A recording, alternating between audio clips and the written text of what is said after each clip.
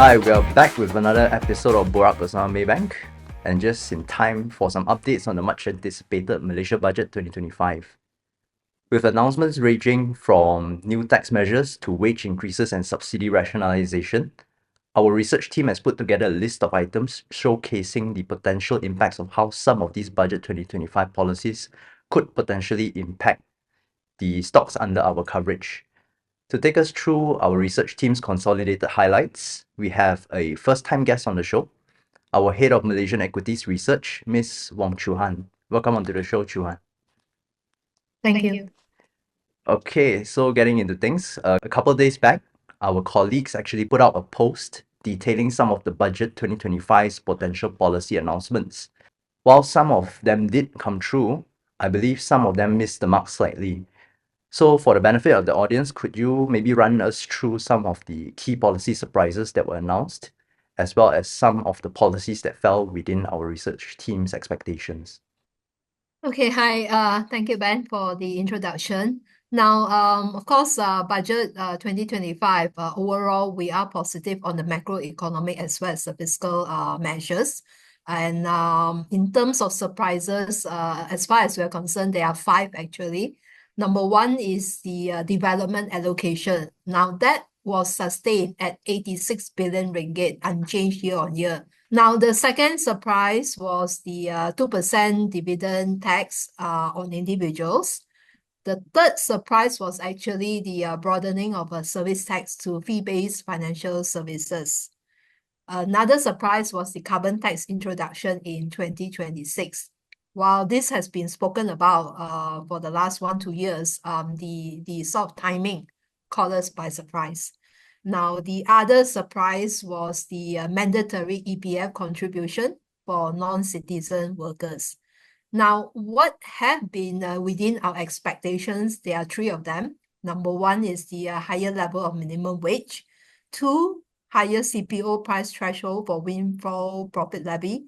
And the third one was the RON 95 subsidy rationalization. Okay, thanks for the overview, Chew Han. Now that you have highlighted the surprises, maybe let's dive in a little bit more deeper.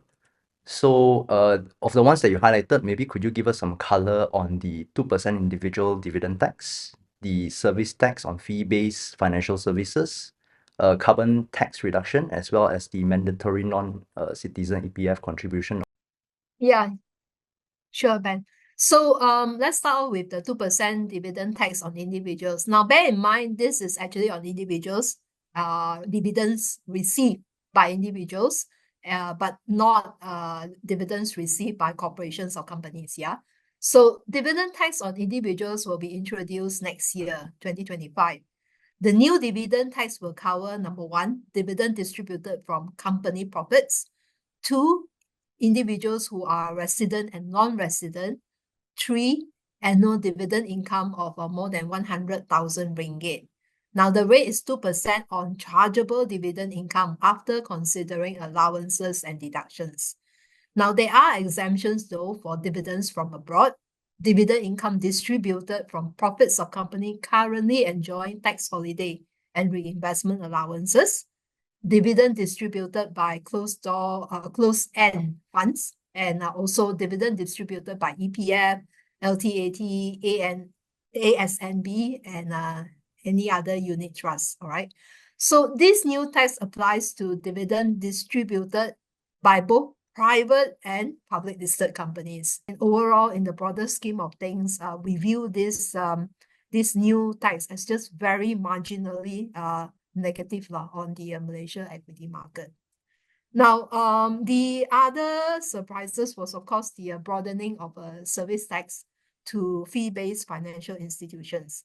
Now, at present, banking services are exempt from service tax, although there is a 25 ringgit levy on credit cards, right? At this moment in time, details are very much lacking on this service tax for fee-based financial services. The details are lacking, and it's also unclear as to the extent to which the service tax scope is to be expanded. So the impact to the banks, if any, would also depend on whether this cost is passed through to customers or absorbed by the banks.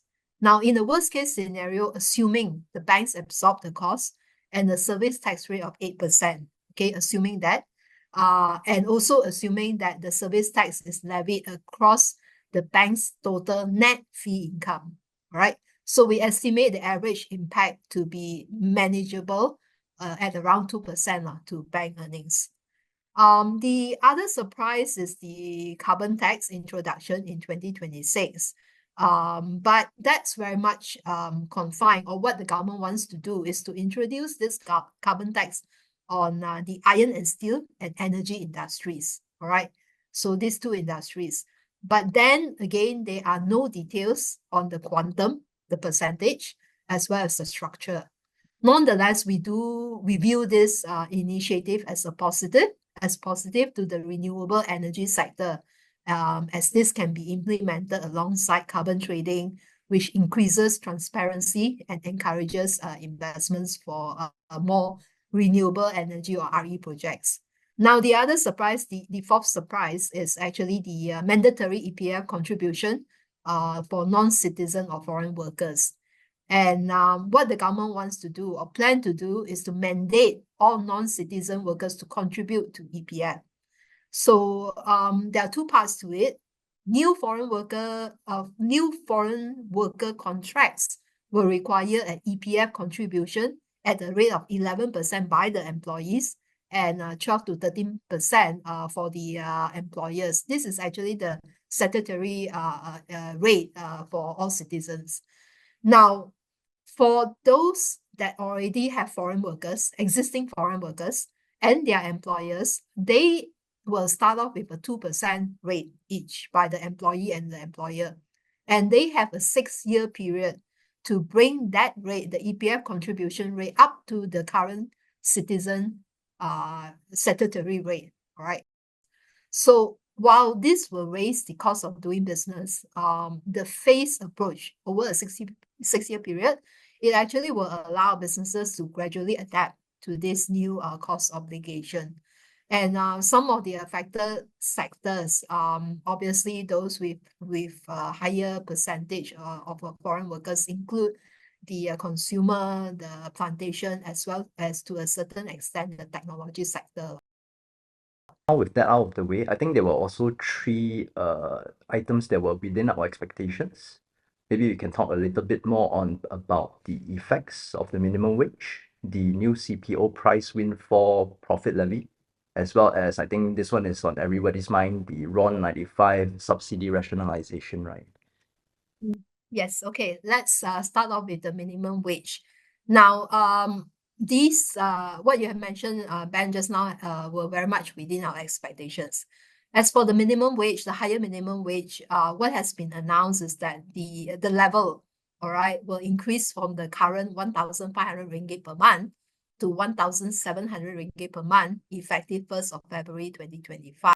The way we look at it, definitely it will impact the cost of doing business and potentially bring about some inflationary impact.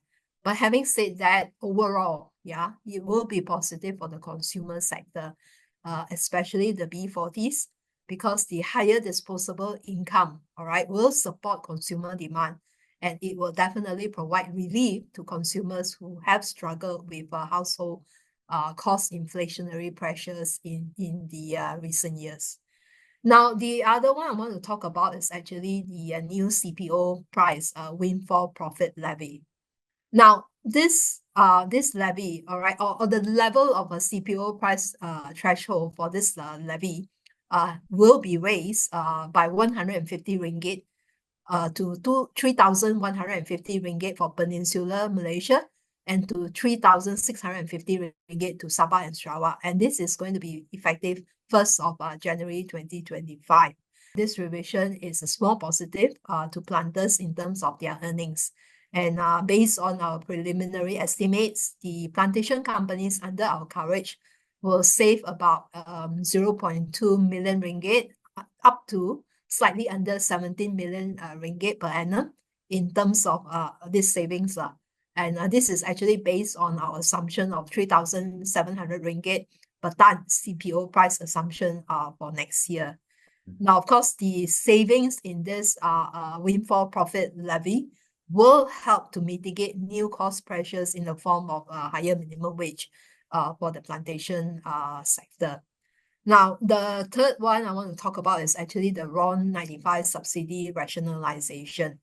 So what is clearer right now is that the timeline. The government said that it will be a targeted RON 95 petrol subsidy program effective middle of next year.